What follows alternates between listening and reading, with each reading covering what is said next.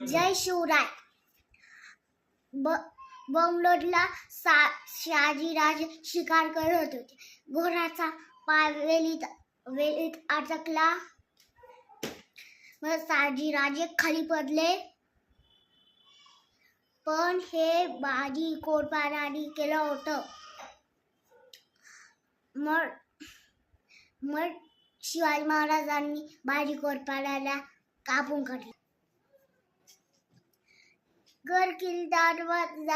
गडकिल्ले खूप छान असतात. गडकिल्ल्यावर चढायला खूप मज्जा येते. आणि तिथं मोठे मोठे किल्ले असतात. तुम्ही पण जा. आणि शिवाजी महाराजांचे मोठे मोठे पुतळे पहा. शिवाजी महाराजांचा जन्म शिवनेरीवरती झाला होता. आणि रायगडला शिवाजी महाराजांचा राज्याभिषेक झाला होता. आणि पुरंदरला जा. तिथं संभाजी महाराजांचा जन्म झालेला. आम्ही नारोटावर गेलो दोनदा. कोणावर तानाजी मालुस लढले होते महाराजांसोबत.